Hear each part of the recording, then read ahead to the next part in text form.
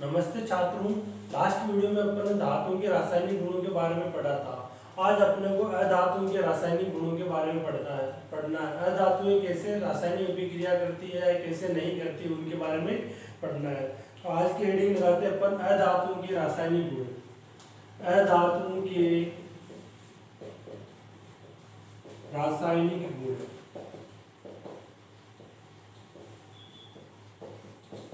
सबसे पहला है वायु के साथ अभिक्रिया।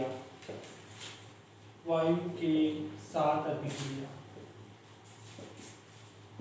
पहला रासायनिक गुण क्या? वायु के साथ अभिक्रिया है। अधातुएं वायु के साथ अभिक्रियाएं नहीं करती है। कोई भी अधातु हो वो वायु के साथ अभिक्रिया नहीं करती है। जैसे अधातु के अंदर क्या होता है? जैसे सोडियम है, सोडियम यानी खाने का जो नमक होता है वो उसको सोडियम बोलते हैं। तो ये वायु के साथ अभिक्रिया नहीं करता। इसको अगर आप खुले में रख दो तो कुछ भी फर्क नहीं पड़ेगा। तो अपन यहाँ लिखेंगे अधातुएं वायु के साथ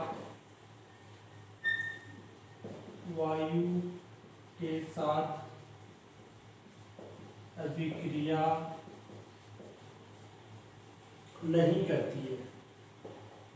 नहीं करती है यानी जो अधातुएं होती है उनकी वायु के साथ किसी भी प्रकार की कोई भी अभिक्रिया नहीं होती है। सेकंड है जल के साथ अभिक्रिया। जल के साथ अभिक्रिया,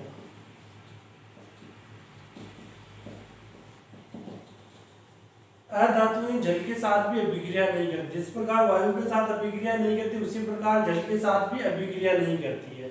इसीलिए एक अधातु है फास्फोरस। फास्फोरस को अपन जल में रखते हैं तो इसीलिए उसको जल में रखा जाता है क्योंकि वो उसकी क्या है, जल के साथ अभिक्रिया नहीं होती। यानी किसी भी अधातु की जल के साथ अभिक्रिया नहीं होती।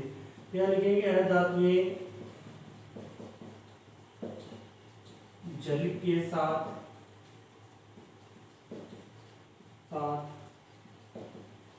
अभिक्रिया नहीं करती है।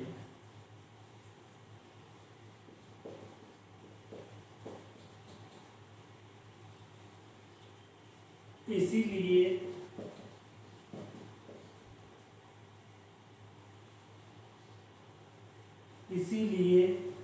फास्फोरस को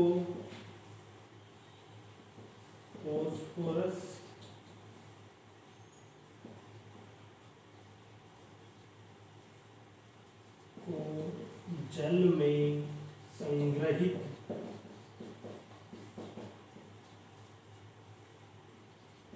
करते हैं। यानी जल के साथ अधातु की जल के साथ भी किसी भी प्रकार की कोई अभिक्रिया नहीं होती है।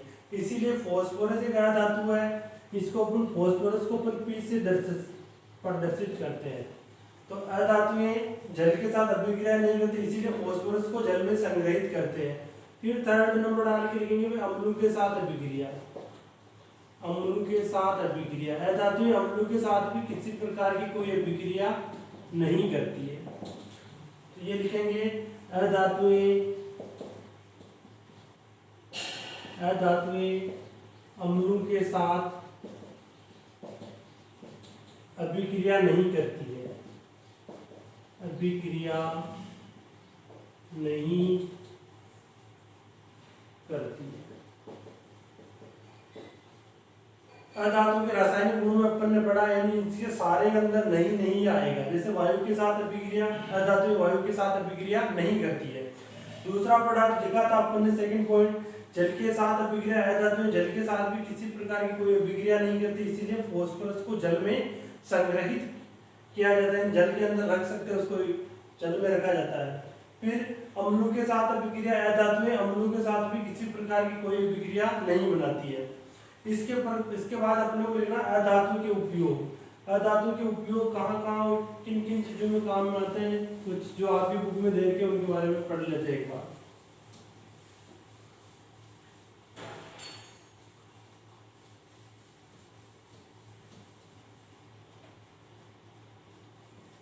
अधातुओं के उपयोग,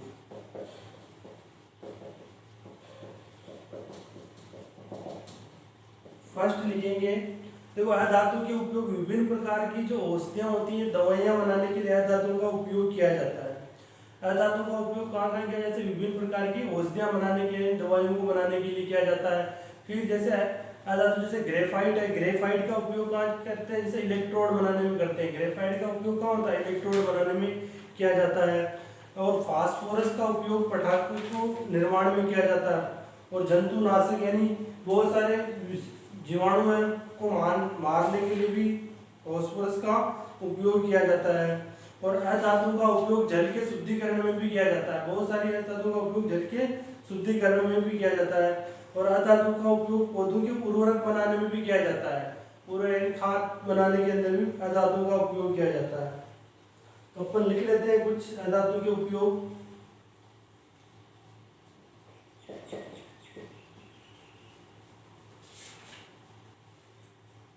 गंधक का उपयोग,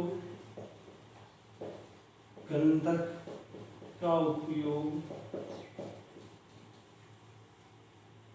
औषधियाँ बनाने में, औषधियाँ बनाने में तथा बारूद बनाने में किया जाता है।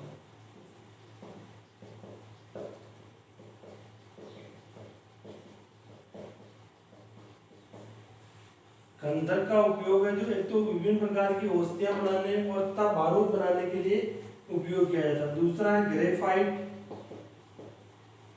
ग्रेफाइट का उपयोग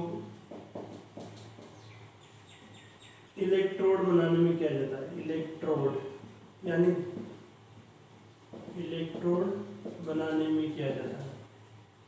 थर्ड है फास्फोरस का उपयोग, फास्फोरस का उपयोग पटाखों एवं जंतुनाशक में किया जाता है। जंतुनाशक में किया जाता है।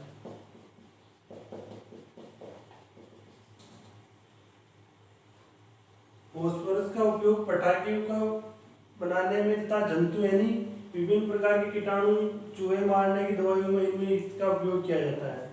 फिर अधातु,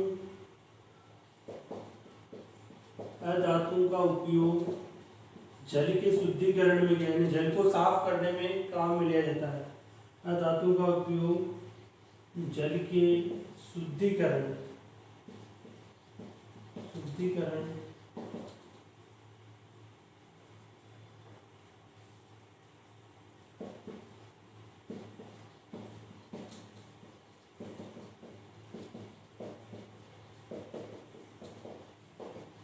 अधातु का उपयोग जल के शुद्धिकरण में किया जाता है।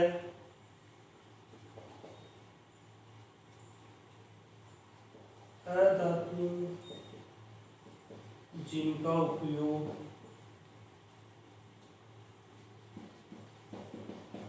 उर्वरकों, विभिन्न प्रकार के खाद बनाए जाते हैं फैक्ट्रियों के अंदर, उनके अंदर इनका प्रयोग किया जाता है। विभिन्न प्रकार के उर्वरकों में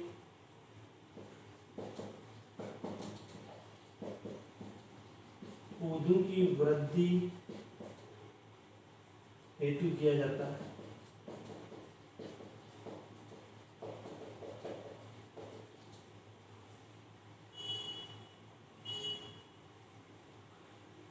और लिखेगा अधातु हमारे जीवन के लिए आवश्यक है, जिसे हम सभी श्वसन के समय अंदर लेते हैं। जैसे ऑक्सीजन है, ऑक्सीजन भी एक गैस अगर हो गया अधातु है तो उसको भी अपन श्वसन के रूप में काम लेते हैं, यानी वो प्राणवायु कहते हैं। फिर अधातु का उपयोग उर्वरकों के पौधों की वृद्धि हेतु उपयोग में लिया जाता है। अधातु का उपयोग जल के शुद्धिकरण में भी काम में लिया जाता है।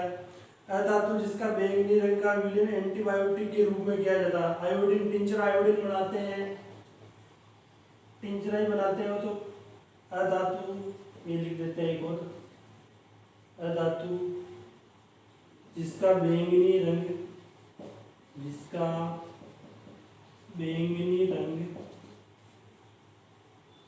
का विलयन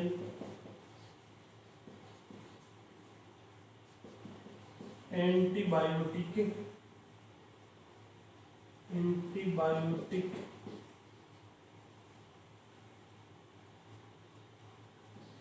के रूप में ग्राउंड पर लगाया जाता है।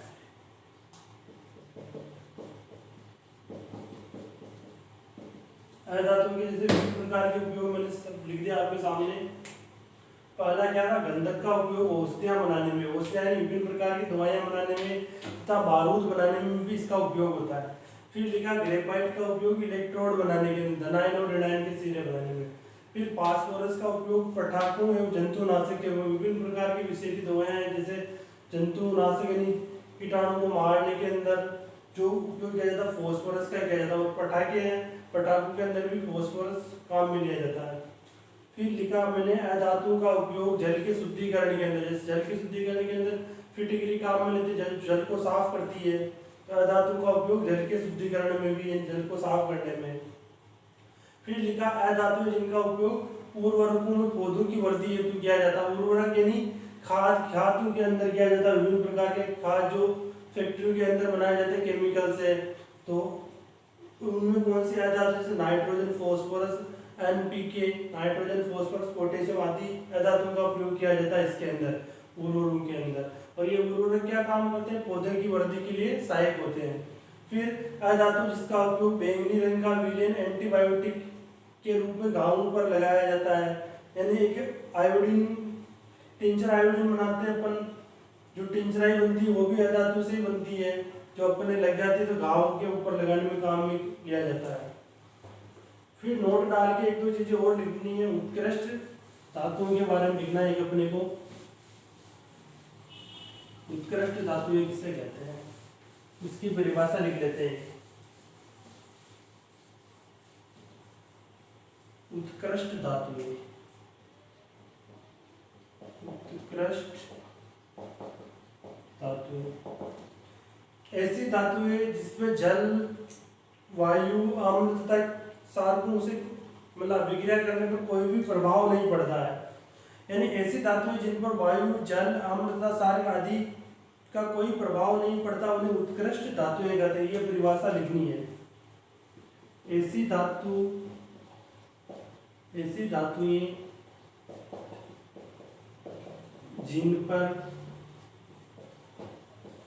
जिन पर वायु, जल, अम्ल तथा क्षारकों का आदि का कोई प्रभाव नहीं पड़ता, कोई प्रभाव नहीं पड़ता हो,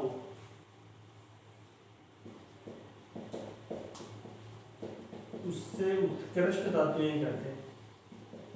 उत्कृष्ट धातुएं कहते हैं ऐसी धातु जिन पर वायु, जल, अम्ल तथा क्षारकों का किसी भी प्रकार का कोई प्रभाव नहीं पड़ता है, तो अपन उसे उत्कृष्ट धातुएं कहते हैं। उसके बाद अपने को नोट लगा के लिखना है,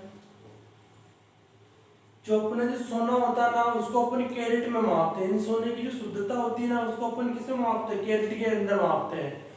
तो जो प्योर सोना होता है उससे क्या कहते हैं अपन, 24 कैरेट जो सोना होता है उसे शुद्ध सोना कहते हैं। फर्स्ट लिखना है 24 कैरेट, 24 कैरेट सोना सबसे शुद्ध होता है, सबसे शुद्ध होता है।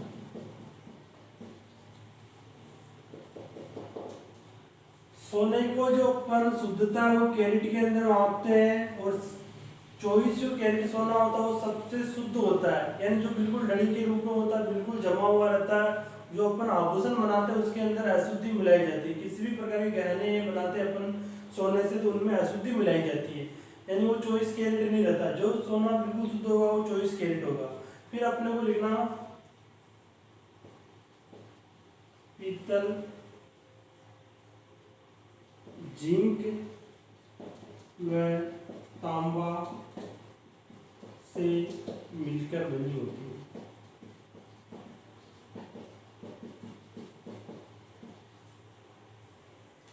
डायरेक्ट लिखा हमने, पीतल जो धातु होती है ना वो जिंक प्लस तांबा से मिलकर बनी होती है। पीतल धातु होती है वो किन से मिलकर बनी होती है? जिंक प्लस तांबा से। उत्कृष्ट धातुएं एक बार वापस देख लेते हैं, ऐसी धातुएं जिन पर वायु, जल, अम्ल तथा क्षार आदि का कोई प्रभाव नहीं पड़ता उसे उत्कृष्ट धातुएं कहते हैं। फिर 24 कैरेट सोना सबसे शुद्ध सोना होता है। पीतल, जिंक और तांबा दोनों से मिलकर बनी होती है। इस प्रकार आपके जो धातु और अधातु वाला जो चैप्टर है ये पूरा फिनिश हो गया। इसके बाद जो अपन नेक्स्ट चैप्टर है और नेक्स्ट वीडियो के अंदर अध्ययन करेंगे, और इसके जो क्वेश्चन आंसर है आप फॉलो करना, अगर नहीं होते हैं तो फिर मैं आपको ग्रुप के अंदर सेंड कर दूंगा इनके क्वेश्चन आंसर के सारे आंसर। थैंक यू बच्चों आज की क्लास के लिए।